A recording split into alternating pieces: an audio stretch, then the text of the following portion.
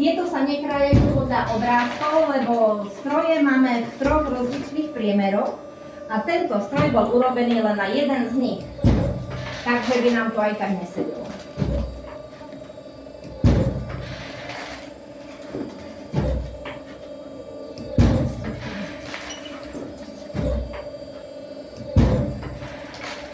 Videl každý? Áno. Môžeme ísť ďalej? Áno. Výborne.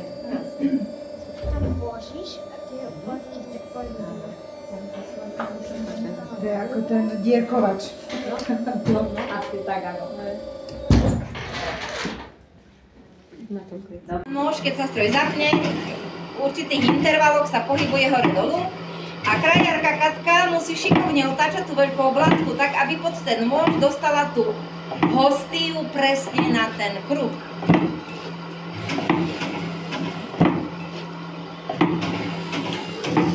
Nie všetky sa dajú vykrojiť, lebo majú nejaké, alebo sa niečo odlúplo to vidíte pri pečení, že sa to tam prilepilo a podobne, tak z toho sa už potom nerobia kňazské hostie. Tieto už nedávame. No ale aby sme nemali taký veľký odpad, tak tu sa Timotea z toho všetkého, hovoríme tomu diery, kraja, malé hostie.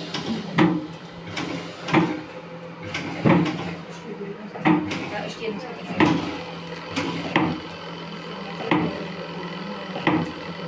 Hostie padajú dolu do laborov, potom keď je všetko pokrajné, tak sa to do takých šurkov ukladá do tých nádob, lebo potom čaká, kým to nebudeme baliť, tak aby sa nám to všetko nedokrivilo alebo nepolámalo, keďže to bolo navočené, tak by sa to vykrivilo, preto sa to musí ukladať rovno.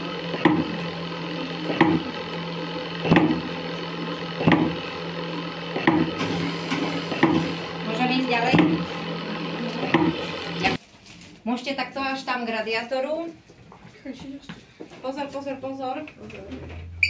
Lebo by sme si vyrobili problémy. Všetci sme? No, sme v poslednej krajárni. Tu sa krajajú hostie z tých oblátok, ktoré napiekol ten automat.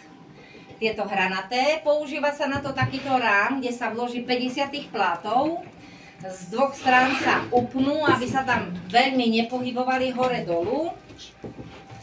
A je tu nôž ako vrtačka, keď sa stlačí pedál, tak sa ten nôž zavrtá do tých hostí, či oblátok a to závažie padne a vyhodí nám 50 hostí. No a keďže závažie je tlak, tak jedna z tých hostí nie je vyrezaná, ale vytrhnutá, taká vyskubaná, tak všetko, čo sa tu nakrája, sa potom musí vedľa prebrať a všetky tie kostrbaté sa musia vymeniť za dobré. Keď sa ten nôž vymení, tak sa krájajú takéto primičné hostie. Tie sa krájajú naraz po 8, aby sa to veľmi nelámalo. To sa niekedy si to kňazi používajú na veľké slávnosti, alebo už ako kto uzná. No, aby sme čo najlepšie využili tie oblátky, tak vidíte, že keď sa to pekne vykrojí, tak z toho zostane takýto deravý štvorec, či obdĺžnik. Teda pani Majka musí urobiť 8 dier do stĺpca, do riadku a 6 do stĺpcov. Nie? Tak? Tak. Takže je to 48 dier krát 50, viete koľko to je? 200. Neviem. 48 krát 50. 2400 hostí sa vykrojí z takého jedného štvorca či čoho. No tak sa na to pozrieme, ako to vyzerá. A znova sa tiež krája vždycky nejaký ten počet, ako bol objednaný. Do tohoto bieleho koša ide 5000 hostí.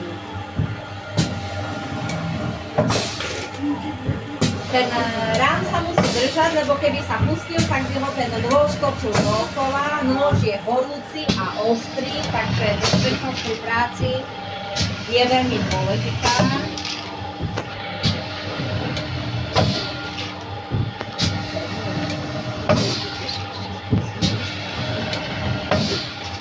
Ja som najrychlejšia.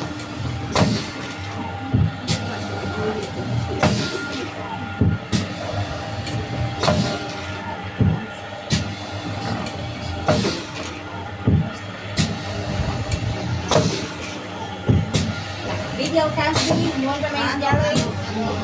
Tak ideme doľava. Ďakujeme.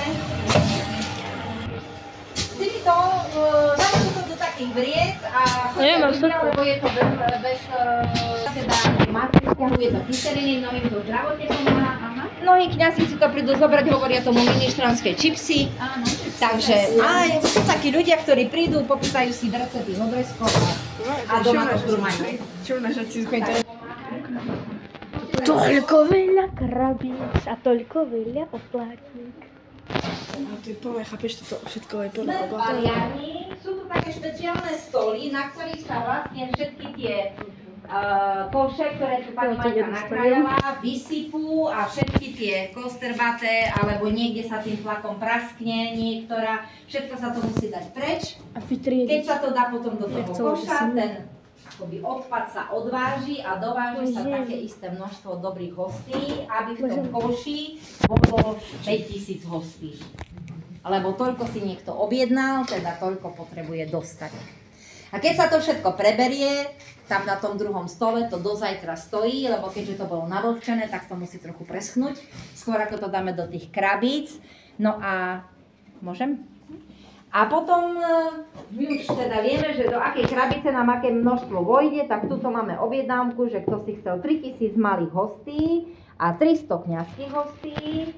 Takže tu máme, na spode sú malé hostie a na vrchu je 300 kňazských hostí.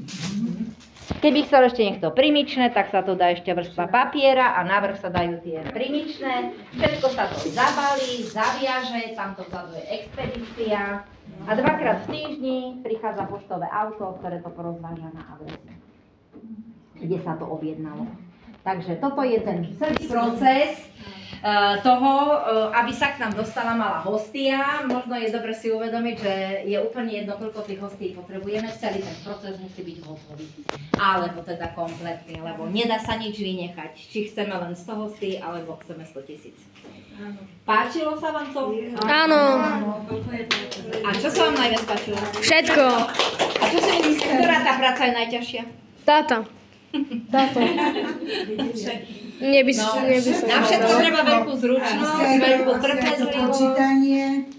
pozornosť, no, je to tak. Lebo sa zamyslíme a narobíme si. Aj dobre podsúvať po ten stroj. No, Tie značky, to sú veľké tenké hostie, lebo som to hovorila, že máme dlhšie a tenšie, takže a veľké hrubé. Už podľa toho, komu čo viac vyhovuje. Takže, a toto napríklad sa nám stane, že nevieme to dať do takej krabice, aby to presne bolo, tak aby sa nám to takto všelijako tam nerozhádzalo, lebo však po pošte to tiež hádžu, tak sa snažíme vytiesniť tie krabice čo najviac, aby sa tie hostie čo najmenej hýbali. Aha. Takže niekde dávame toto, niekde dáme kartóny, niekde tieto, no už proste tak všelijako. No tak vám ďakujeme za návštevu. Dúfam, že na to budete spomínať milo.